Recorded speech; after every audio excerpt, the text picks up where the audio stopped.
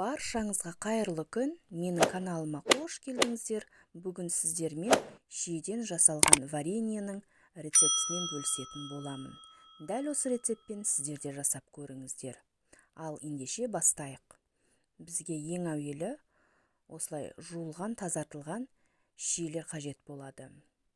Дәл осы шиелерімізді сүйегінен ажыратып алатын боламыз. Ендігі кезекте сүйегінен ажыратылған шиелеріміздің үстіне, яғни бір келі шиеміздің үстіне бір келі қант салып, лопаткамыздың көмегімен жақсылап қантымыз ерігенше, бір келкі болғанша араластырып алатын боламыз. Одан кейін блендеріміздің көмегімен дәл осы шиелерімізді қоймалжың масса болғанша блендерлеп аламыз. Одан кейін міне біздің қоймалжың массамыз дайын. Ендігі кезекте дәл осы вареньемізді орташа отта 50 немесе 1 сағат көлемде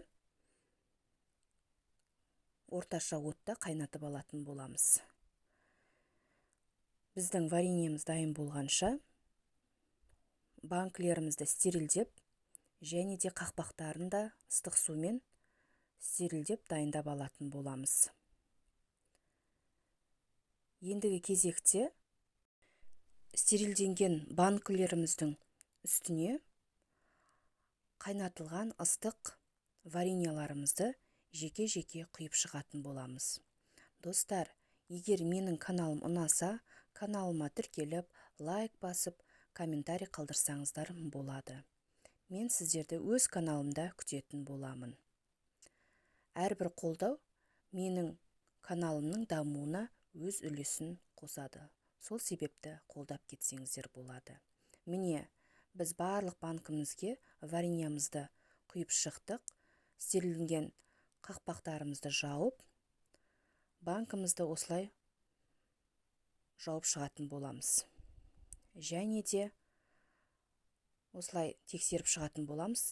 Жабылған банкілерімізді осылай бір түнге бетін жауып, төңкеріп, одан кейін бетін жауып, бір түнге қалдыратын боламыз.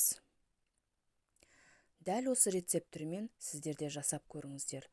Дәмі өте ерекше әрі тамаша болып шығатыны сөзсіз. Мен сіздерді өз каналымда күтемін. Видеоны соңына дейін қарап, мені қолдап, дәл осы рецепт түрімен сіздерде жасап көріңіздер. Келесі видеода жолыққанша.